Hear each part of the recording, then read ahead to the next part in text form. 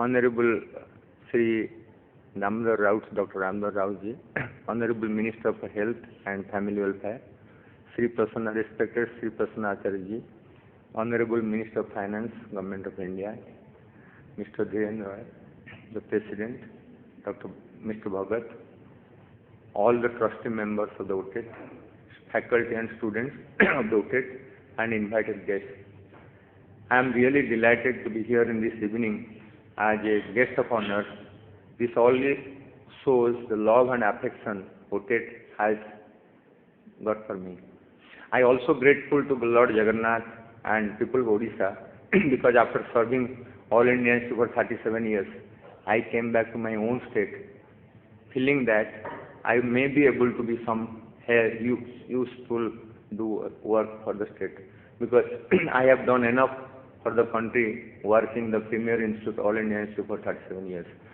Always when I came to India and went to my village, there are three problems I faced: depression and unemployment, then the lifestyle problems like diabetes and blood pressure, and asthma and bronchitis and allergy, the three major group of disease. We are talking about healthcare delivery system in India. We are producing 1.5 million engineers per year and 36,000 doctors. So if you have to give the healthcare which is same as US or UK or Australia, it is practically almost impossible. Because today people's expectation is sky high. Healthcare professionals are utilizing many more investigations, maybe rightly or wrongly, maybe commercial angle. The costly equipment has no bound or limit. A CT scan costs 6 crores, a good quality MRI costs about 12 crores, and a gamma knife costs about 35 crores, and a PET scan costs about 40 crores. Cyber knife for 40 crores. Where do end? Where do end? How much you can investigate if a person has disease and the expectation is high? If you look at the demographic population here, we have 10% rich people, which amounts about 120 to 130 million, which is half of the America. They can afford for everything. Kidney transplant, liver transplant, 40, 50, 60 lakhs, nothing matter for them. Sadly, we have 500 million people below poverty line, those who survive less than $50 a day.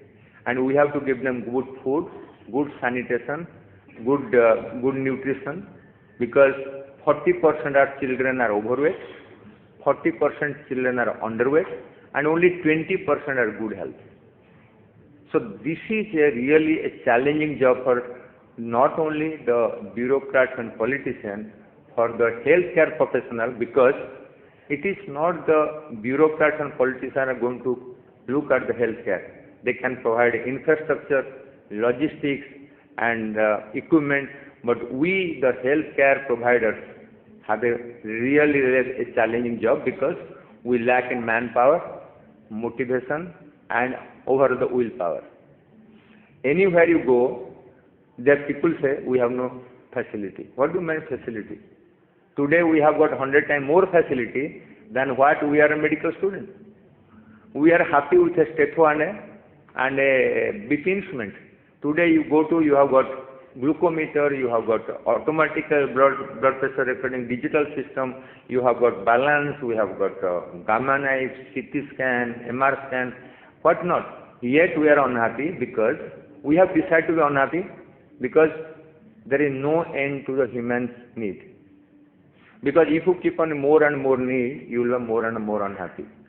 Because the list is endless for your needs, so you have to bring down your needs to become happy. A rich man is unhappy, a poor man is unhappy, a good doctor is unhappy who is in morning course, a government doctor is unhappy. Government doctor is unhappy because he has less money. A rich man is unhappy because he cannot eat, he cannot have problems. So question is that we are in a society, the happiness index is very low. I was in Bhutan about 4 years back, and we are talking gross domestic happiness index. The only country in the world where they say happiness index of the society is about 100%. Why? The need is low. If you keep your need is low, your happiness will be high. So Some philosophers say, if you want to be happy, look at the millions of people who are underprivileged than what you have. God, Lord Jagannath is kind to us because you are sitting this beautiful auditorium. We always think we are less blessed than others. It's not true. We are much more blessed than others because they cannot go to even a place to get a MBBS doctor. We are fortunate enough to be here either in OTET or the Bhubaneswar because God is kind to us. We always have grumbling that somebody has more than us. But we do not know how many million people have less than us. That's what makes us unhappy. Happiness is a thing we cannot purchase in the market.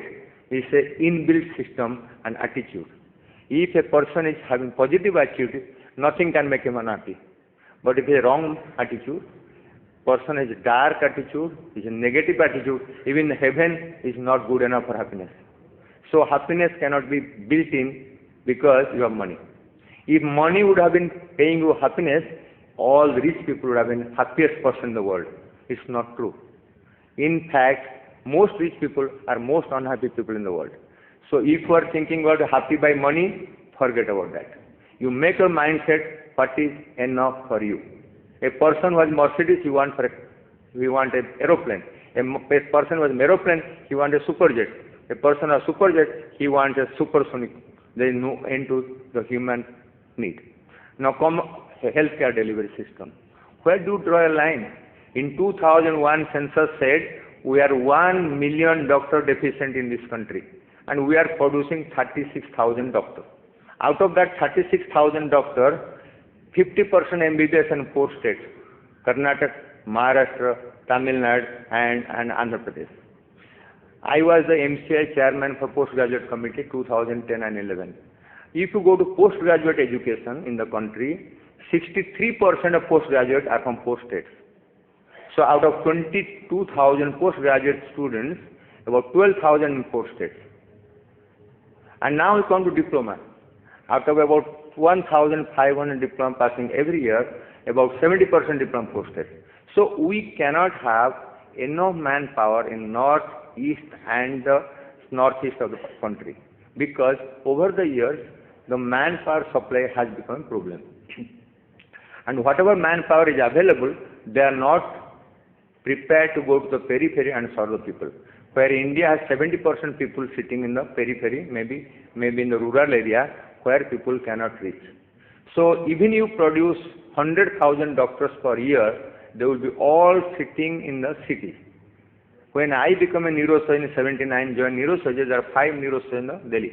Today, out of 1,400 neurosurgeons, there are 200 in Delhi because even we have another 200, there are enough work in Delhi because everybody will earn about minimum of 3 to 4 lakhs of rupees. My student who passed MCH neurosurgeon in July 2012 was offered 6 lakh rupees in Kerala. If he gets 6 lakh rupees in Kerala after passing his neurosurgery, why should go to a government job 50,000? Safdarjung Hospital is 5 kilometers from Ministry of Health.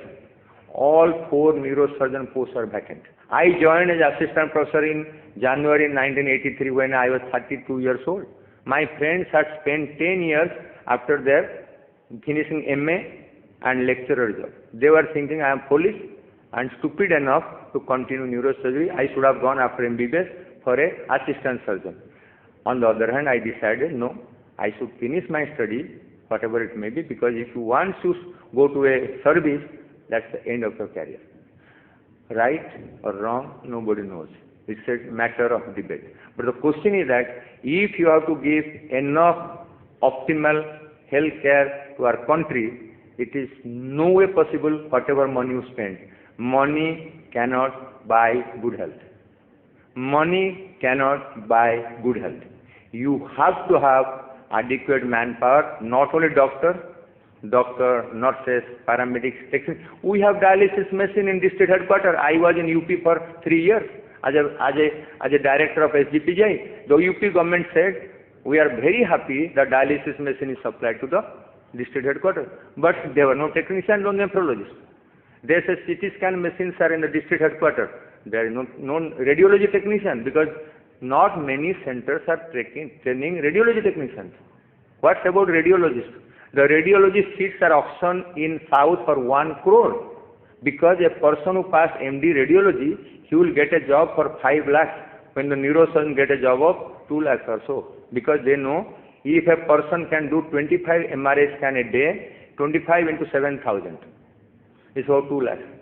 So earning capacity of a radiologist, if he can do 25 to 30 MRI from 8 o'clock morning to 10 o'clock night, he will give that person who has spent 7 crores for an MRI machine 2 lakhs rupees a day.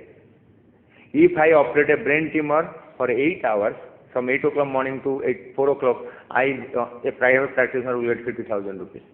So where do you draw a line? Now come back to our healthcare. We cannot reach every corner of this country because there are hill areas where the doctor cannot reach. There are places like Nicobar Island,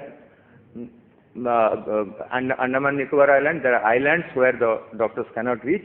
So we have difficult area. There are places like Ladakh, minus 45 degrees centigrade, where the doctor even don't go 50 kilometers from Bhubaneswar. So how can you blame the honorable minister or secretary that healthcare doesn't reach the people? The doctors are not prepared to go. Look at the army. General Manti is there. Army made a policy, whoever join FMC should serve the army. These people are running out from the army. They made a rule that you have to have a bond sign of 15 lakhs. People after signing a bond, they run away from the army because 15 lakhs is not good enough money. They can earn more than 15 lakhs rupees in 1 year. So the question is that even you have doctors, they are not prepared to work in the rural areas. So what is the left then? You have to today use technology to the grassroots level. If you have technology, what you have seen today, we have realized, even long before India realized that the technology is the need of the day, the America, where the per capita income is $45,000, Australia, where the per capita income is around 35,000, 40,000 Australian dollar. Today, Australian dollar is costlier than American dollar. So the question is that even the richest country, because Australia is a huge country, is 2 times, 3 times bigger than India, and their population is only 22 million. So if a doctor has to go to the desert, he cannot reach. So when I was talking to my friends, they say telemedicine is need of the day, even in deserts of Australia. You sit down there with a telemedicine gadget, pass all the information to the people sitting in the Sydney or Melbourne or Perth, because the super specialty cannot go to desert. So if somebody cannot go to desert, the desert people can be communicated through the telemedicine to the super specialty hospital like Sydney and Australia, in many places. The question is that in spite of it is rich or poor, big or small, affluent or not affluent, there is a great need of technologize or improving the information technology for the healthcare delivery system. So today what we saw here is the product of all technology which can be utilized for the, let us say, tribal areas, rural areas, areas where there is no roads, there is no communication. We can sit there, we can have personnel like who can handle the equipment, they pass on this message to district level, sub-region level, so the people can benefit from the technology which is done this. So I am very happy that state government has taken a tremendous lead, because I was in UP, I am in Delhi. I have seen most of the states, whether it's Kerala, Gujarat, Kashmir, Haryana or Punjab, because I see that not many government has taken telemedicine or the steps to, let us say, information technology going to the doorstep of the people. So I think having a partners PPP model of the government of Odisha and OTET, we have achieved one goal. It is only way of taking the technology and the medical professionals to the doorstep of the people, where this technology may change the healthcare delivery system. Mr. Bhagat, he was an instrumental person, because when I was in Lucknow between 2006 and 2009 as a director, we spent 50 crores of rupees. UP government spent 50 crore rupees to have an international level of telemedicine center. All credit go to Dr. Misra, S.C. Misra, who is also from Barampur Medical College, 4 years younger to junior to me, and is a very innovative personnel. And we could match the telemedicine center in Tokyo, Los Angeles, Atlanta or New York. The amount of equipment which is put in the telemedicine at SGPGI Lucknow is no way inferior to any center in the world.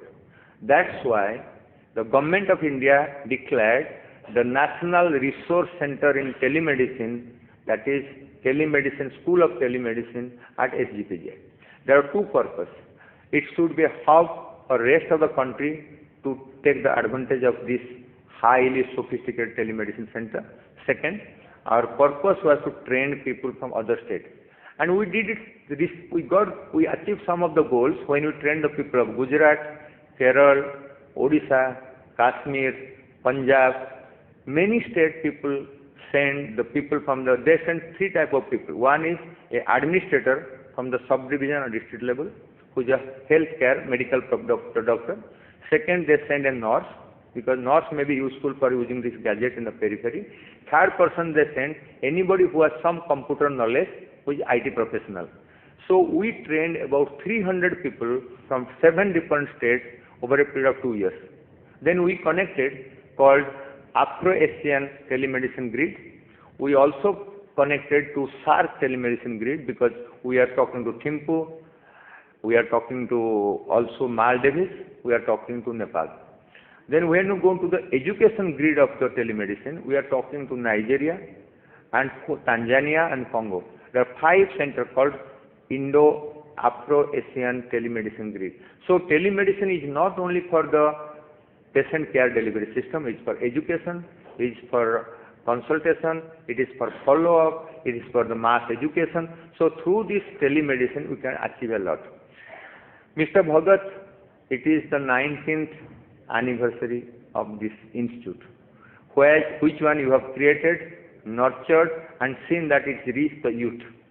At this occasion, I must congratulate you, your trustee and all your students, that it's a wonderful opportunity to work in this institute, because you have a person who dedicatedly involved in teaching and technology development. And let me tell one thing, there is an INSPIRE program by the DST. This very simple reason, the DST started in 2000 called INSPIRE, because people are running away from science and medicine. Because people think it is a very long course, we have to do night duty, we have to do duty on a Saturday, Sunday, holidays, Janmashtami, Holi, Diwali. So medical profession has to work like policeman in the road. You are nobody that you have to avoid an emergency in the night, first thing. It's a very long course and thankless job, because if you treat 100, if I treat 100 brain tumor and 95 are okay, you may get little credit from 95. But the 5 who die, they give a lot of discredit to you, because it is the negative message rapidly goes like a wildfire than the positive message. It is a negative energy which always supervenes the positive energy. So what negative, there was a time we used to, about 1,000 patients used to die in neurosurgery.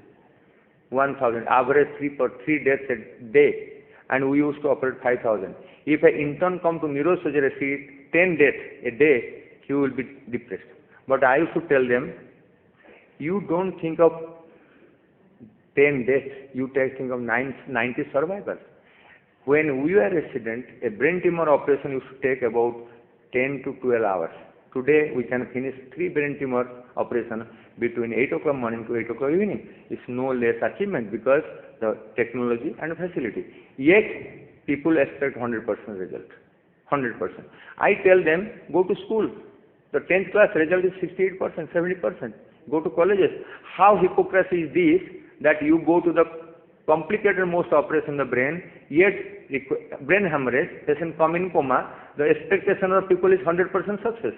It doesn't happen like a movie. That is a green red light. A surgeon takes patient with a brain hemorrhage. A surgeon comes out, red becomes green. He says everything is fine. Patient will walk out tomorrow. Does it happen in real life? That would have been so wonderful. If I can operate brain hemorrhage and then patient walk next day, There is nothing better than me for me. But it doesn't happen. 50% of a brain hemorrhage will die after everything done anywhere in the world. You go to American literature, British literature, Australian. If a person has brain hemorrhage and gone to coma, the chance of survival is 50%. Wherever you go, any literature, today the question is that we have to accept gracefully doctors have a real life. Beyond that, doctor cannot do anything. But today people don't accept that.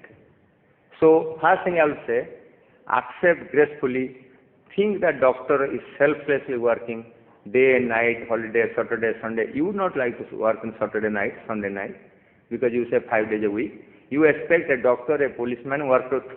It's very surprising.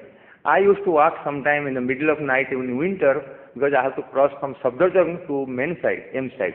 If you see anybody walking on the road in the winter of Delhi street, it is a police constable with a lathi. Yet we say police constables are bad, they are not good, they don't. We underestimate and do not give legitimate rights of people. That's the reason why the society has suffered. If we would be giving doctors their own merit, everybody logistically give their what they deserve, the society would have been far better. But we Indians have forgotten to give them respect. Policeman doesn't get respect, doctor do not get respect, nurse profession is looked down upon.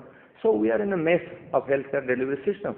And this is why our society will be more blamed than anybody else. We don't like, our parents don't like our children to be doctor. That is why DST started INSPIRE program. What is INSPIRE? I go and give lecture to 10th, 11th, 12th class. Inspire them for science, technology and medicine. Yet, not many students want to go for medicine. At the end, I must thank Mr. Bhagat. That's a beautiful evening for me. I have been privileged and blessed by Satya Sai Baba to be here and Lord Jagannath to bring me back to Odisha. I hope I will be able to live up to the expectation of people. Let us pray God that we all would together make a better healthcare delivery system. Not the government of Odisha, not Dr. Mahapatra. We have all to have put hand to have improved healthcare delivery system. If the society doesn't cooperate, nobody can do anything. Thank you very much. Jai Hind.